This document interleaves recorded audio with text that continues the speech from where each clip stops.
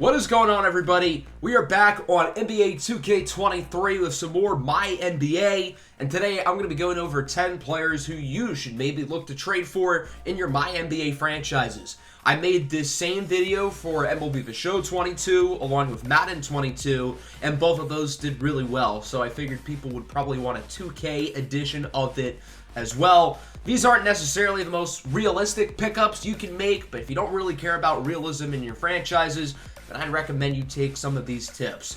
All of this is backed up by evidence. I did a 5-year simulation to see how some of these younger players would progress, how some of these older players on the list who might be easy to get are still hanging in there. Alright, so let's get started. So the first set of players we have are the more under-the-radar young guys who are surprisingly easy to get. The first two both play for the Denver Nuggets, as we start with Bones Hyland, the young scoring guard. If you want somebody who can get buckets for you, particularly off the bench, then Bones Hyland here is your guy. He's not the biggest, he's not the most athletic, he's not the best defensively, but he can score the ball in bunches, and he seems to do pretty well. He seems to progress pretty solidly in MyNBA. Along with him, the Nuggets' first-round rookie this year, Christian Braun, is definitely a player to look at as well. Braun is a good scorer from all three levels, pretty good playmaker, pretty good defender, pretty good athlete. There aren't really any major weaknesses to his game, so if you want somebody who can be a well-rounded role player for you, then Braun can be your guy.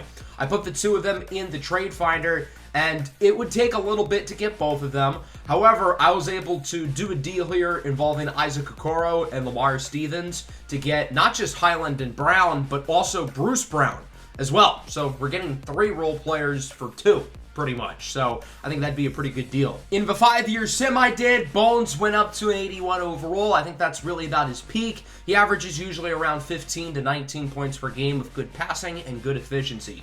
As for Christian Braun, he's developed quite well into the high 70s, and he's still only 26. Not to mention the three-point shooting, unbelievable efficiency. This past season, he made over 50% of his threes on 400 attempts. So if you want somebody who can shoot the lights out of the ball, along with good defense, good passing, and good athleticism, Christian Braun is your guy. Also, side note, Rock Chalk Jayhawk. Dyson Daniels was the Pelicans' first-round pick this year, and he's only a 73 overall. You're going to have to do some developing with him because he doesn't have a great jump shot, but he's a phenomenal playmaker day one, phenomenal defensive player day one. He has good size and length. The potential's there. The athleticism is there. The basketball IQ is super impressive for a 19-year-old. Just got to improve his ability as a scorer. He is a 3-star. However, in the trade finder, you can get him for pretty much Kevin Love, which is a no-brainer. Daniels usually develops very well in 2K sims. In our 5-year sim, he goes up to an 86 overall. He now has an A 3-point shot, and keep in mind he's only 24 years old, so there's no reason to think he can't get better than that. Daniels might not be great off the bat, but if you can develop him, he can be a really good all-star caliber combo guard. Julius Randle's an interesting one because he's a little bit older. He's 27. He's on kind of the big contract, but the guy puts up numbers. I've seen him make all NBA teams fairly consistently. So if you want somebody who fills up the stat sheet and you don't really care about age or contract status, Randle could be your guy. He's not going to get a whole lot better. This rating is pretty much the peak of his career, but being 27 years old, he won't be impossible to get, again around 3 stars in terms of trade value. So I ended up doing some mixing and moving in the proposed trade setting, and I was able to get him for Karis LeVert and a couple other meh role players. So Randle, as I said, he's not going to get better, he's not going to progress, but he didn't really get a whole lot worse in the 5-year simulation. He's still in the 80s. His numbers went down a little bit after season 1, but depending on the pieces you have around him, I really wouldn't worry about it. If you can try to get as many shooters on your roster as you can, that'll certainly up his assist numbers. And he did make the All-NBA 3rd team in the first year of this simulation, for what it's worth. So if you want a day one All-NBA caliber player, Julius Randle could very well be your guy.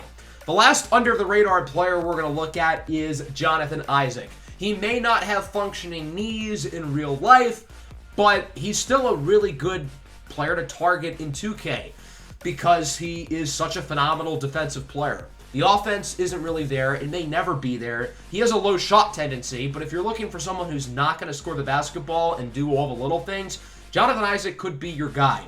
Ben Simmons is another good example of a guy who could be like that. Ben Simmons is obviously a lot better than Isaac, so therefore he's going to be harder to trade for. So Jonathan Isaac is essentially the discount Walmart version of Ben Simmons, and you only really have to trade Ricky Rubio for him. If you want the guard version of Jonathan Isaac in 2K, I'd say Marcus Smart is your guy. Low shot tendency, doesn't score the ball a lot, but great defense. Isaac made the all-defensive second team twice, and he never averaged more than 7.5 points per game, but if you want someone who can clog the lane and also defend the perimeter with a decent enough three-point shot at 6'10", he's your guy. So we just traded for 5 under-the-radar players with the Cavs without trading away any of their big 4, Garland, Mitchell, Mobley, or Allen, and we also did not give up any first-round picks in the process. So we essentially traded a bunch of smaller pieces for a nice group of 5 players who all can be really strong role players. Let's now talk about 5 higher level players who are a little bit harder to get, but they're easier than you'd think.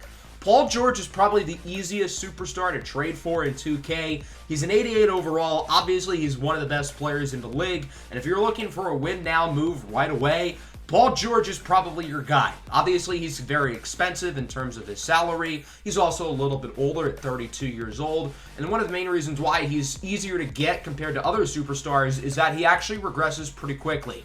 If you're looking for somebody who is going to be really good off the bat and you're not concerned about regression, then I could see why you'd be very interested in a player such as Paul George. I was able to acquire him from the Clippers for Darius Bazley, Alexei Pokusevski, Ty Jerome, and a first-round pick. And we also got Terrence Mann and Robert Covington along with him. That's 2 pretty good role players. So essentially, we swapped role players and gave them what should be a high first-round pick. But it won't be as high with Paul George on the team. His numbers take a pretty drastic hit after around 2025, but you should expect 3 really good seasons with Paul George, and I think that trade package that I showed earlier is probably worth it, especially if that pick doesn't end up being all that good. Jordan Poole from the Golden State Warriors is an interesting one because I don't even think he's all that unrealistic. He's on the final year of his contract. The Warriors have a lot of guys to pay, and he has shown great improvements through each of the first 3 seasons of his career. He's not going to give you great defense, but if you're looking for a combo guard who can be a number 1 or a number 2 option for your offense, then Jordan Poole can make a lot of sense. Now, you're going to have to pay him at the end of the year. Keep that in mind. And he is 3.5 stars, so he's not easy to get. But look at this trade right here. I was able to trade 3 players who are under 73 overall for Jordan Poole and Draymond Green. Now, I'm not saying the Thunder would do this trade. Jalen Williams and Ousmane Dieng were both lottery picks for them this year. I don't think the Thunder would even consider that trade in real life. But if you don't really care about developing those young guys and you want 2 good role players, there you go. In the 5-year simulation I did, Jordan Poole consistently averaged close to 20 points per game, and I think if you put him on teams that don't have elite scorers like the Warriors, his numbers might even be better, along with pretty good efficiencies for the most part, usually averaging around 40% from 3 and around 50% from the field. Robert Williams is kind of an under-the-radar player, but he's kind of not. He's an 85 overall. He's a lot higher than people would think, but he definitely deserves this rating. He's a great, great player. And if you're looking for someone who can anchor your defense down low and score efficiently on offense, then Robert Williams could be your guy. He's on a super team-friendly contract for what it's worth. He's going to be making around $12 million for the next 4 to 5 seasons. So you're getting probably a top 5 to 10 center in the game over the next 5 seasons for pretty cheap. He is 3.5 stars. He's not going to be all that easy to get, and I guess you'd hope he'd be a little bit taller at around 6'9", but he can be your perfect down low guy. If you don't care about spacing with your big men, which personally I don't, I prefer to have more of a traditional down low big, then Robert Williams here is perfect. He's not going to get too much higher than the mid to high 80s. He's an 86 here at the age of 30. I know the numbers don't look all that impressive, but if you just want someone to be an anchor for your team in the middle, then Robert Williams can be your guy, and you can let your guards and your wings take the reins of the first options offensively as your ball handlers, your off-ball scorers. Jaden Ivey from the Pistons is interesting because he was a top 5 pick, and obviously, as you can imagine, he's really hard to get. Probably the hardest player to get in the entire video. But I've seen Jaden Ivey consistently develop into an MVP caliber player. If you can develop his jump shot, which already isn't horrible as is at a C+ from mid-range and 3, the rest of his game is pretty much there. Good defense, decent enough playmaking, and he's one of the quickest and fastest guards in the game. If you want someone who can drive to the basket with great speed and acceleration, he's the man. Now, he's going to cost you a lot. Keep that in mind. I had to do a deal involving a lot of draft picks along with Josh Giddey. Josh Giddey usually develops into an all-star, but I think Jaden Ivey has a higher ceiling in 2K. And I was also able to get Jalen Duren in this trade as well. Duren usually develops very well in 2K. He's only 18 years old. So, Josh Giddey and a lot of first-round picks for Jaden Ivey, who could be an MVP, and Jalen Duren is not too bad. So Jaden Ivey's numbers with the Pistons were solid. He averaged around 20 a game consistently, but you got to keep in mind the Pistons developed very well in 2K. On his own team in Miami, he averaged 28.5 and 7 on solid enough efficiency. So the numbers may not be spectacular in Detroit, but that's because that young core develops very well. The final player we're going to talk about today is the player drafted directly ahead of Jaden Ivey in this year's draft, Keegan Murray from the Sacramento Kings. Keegan Murray is so well-rounded. All of his attributes are between B+ and C+. He doesn't have anything he does great, but he doesn't have any weaknesses to his game. And if you want someone who does everything pretty well, Keegan can be your guy. He's not that expensive compared to most top 5 picks. Jaden Ivey certainly has more trade value than him, which makes sense. Ivey has more potential. He's younger. He's higher rated. And you can get Keegan Murray pretty cheap at 3-star value. I was able to trade Lou Dort, Trey Mann, Derek Favors, and a future first-round pick for him. That may seem like a lot. Trey Mann develops really well in 2K. Lou Dort's pretty good as well. But I think it's worth it for Keegan Murray, who can be a 15 to 18 point per game guy right away as a rookie. A+ 3-point shot. A- perimeter defense, good interior defense here 5 years into the future. He's probably not going to develop into an all-star for you, but if you're looking for a strong third option for your team, Keegan Murray is about as good of a third option as I can think of long-term.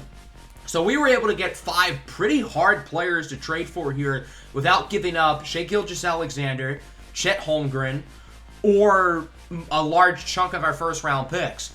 The Thunder still have 8 first-rounders within the next 4 years. They also seem to have usually around 2 seconds per year still as well. And we were able to add 5 really valuable players who can develop very, very well for you. Jaden Ivey can be an MVP one day. Jordan Poole, Robert Williams, Keegan Murray, Paul George, all very high-level players as well for the short term, and the long term, maybe not as much with PG, but with everybody else, and even Jalen Duren as well, who we were able to acquire in the Jaden Ivey trade as well. So that's going to wrap up the video. I hope everybody enjoyed. I hope you liked my tips, I guess. Make sure to leave a like on the video and subscribe to the channel if you are new. Peace out.